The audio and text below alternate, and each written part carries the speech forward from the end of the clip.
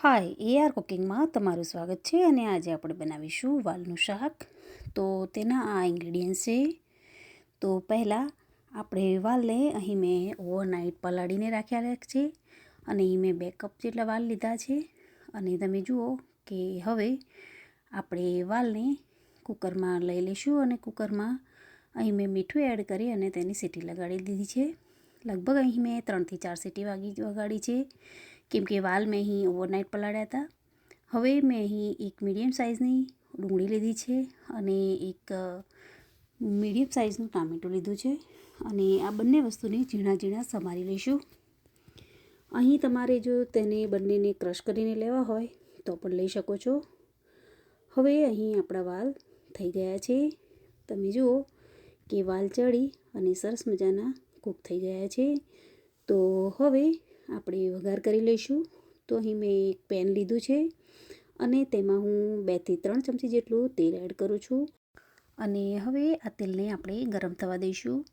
અને તેલ ગરમ થઈ જાય તેના પછી આપણે તેમાં જીરું એડ કરીએ છીએ. જીરું અહીં 1 ટીસ્પૂન જેટલું એડ કરું છું. અને પછી આપણે તેમાં 1 પિંચ જેટલી હિંગ એડ કરી દેવાની. અને આ બંને વસ્તુ સતળાઈ જાય તેના પછી ખડા મસાલા એડ કરવાના છે. ખડા મસાલામાં આપણે લવિંગ, તમાલપત્ર અને તજ ત્રણેય વસ્તુ એડ કરી અને પછી તેમાં મેં અહીં મીઠા લીમડાના 5 થી 7 પાન એડ કર્યા છે. અને હવે હું તેમાં 2 ચમચી અહીં મેં બેસન લીધું છે, ચણાનો લોટ ઝીણો, તો તે એડ કરી દેવો અને તેને બધી વસ્તુને બરાબર મિક્સ કરી દેવું. બેસન એડ કરવાથી આપણું વાલનું શાક છે તે ટેસ્ટમાં બહુ સરસ થતું હોય છે અને ઘટ પણ સારું થતું હોય છે. તો બેસન જરૂર એડ કરવું.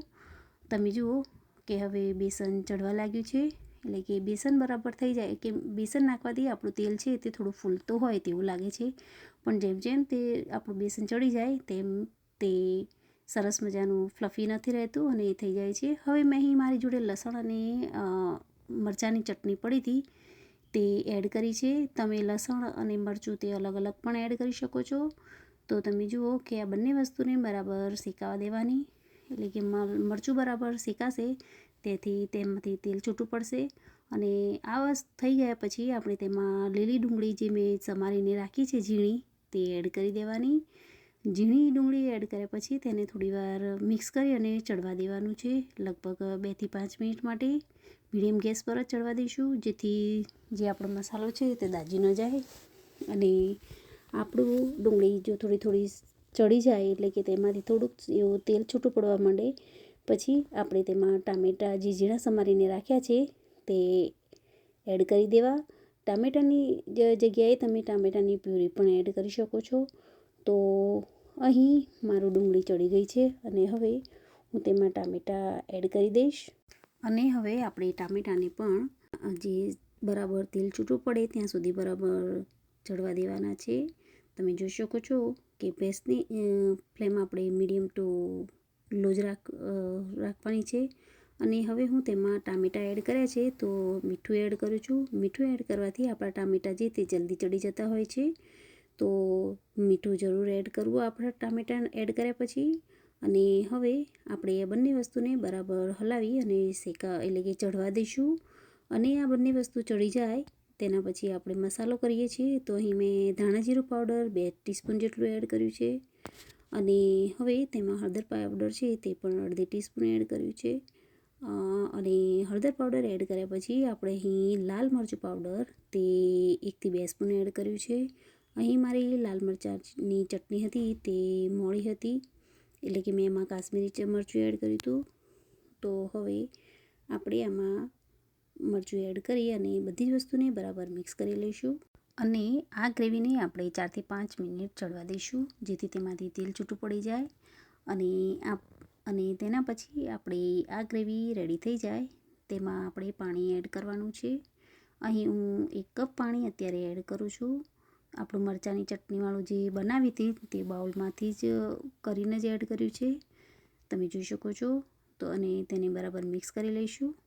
તો આપણી ગ્રેવી અહીં બરાબર થઈ ગઈ છે, તમે જુઓ. અને હવે તેને પણ આપણે થોડી મિક્સ કરી અને ચડવા દઈશું લગભગ 1 મિનિટ માટે.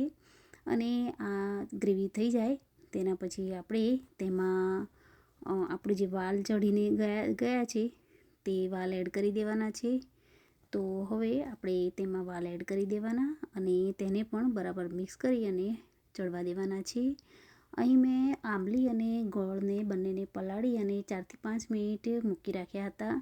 આ બધું જ થાય છે ત્યાં સુધીમાં તમે આગળ જોશો કે મેં આંબલી અને ગોળનું પાણી પણ એડ કરવાની છું, કેમ કે વાલમાં થોડી ખટાશ અને થોડી મીઠાશ હોય તો વાલનું શાક બહુ સરસ લાગતું હોય છે. તો મેં આ બંને વસ્તુને બરાબર મિક્સ કરી અને પલાળીને 4થી 5 મિનિટ મૂકી રાખ્યા છે.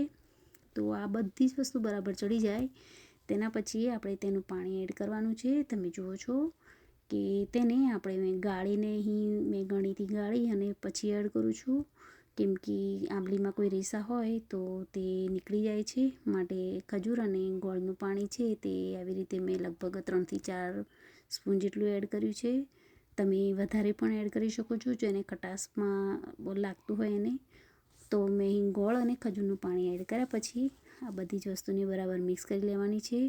મેં મીઠાનું પ્રમાણ થોડુંક ઓછું જ રાખ્યું હતું પહેલાં, તો અત્યારે મને મીઠું થોડું ઓછું લાગે છે તો મેં ફરીવાર 1 સ્પૂન જેટલું એડ કર્યું છે, એટલે કે ટીસ્પૂન છે.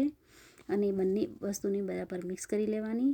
અને તમે જુઓ કે આપણું શાક ઓલમોસ્ટ ચડીને રેડી થવા આવ્યું છે.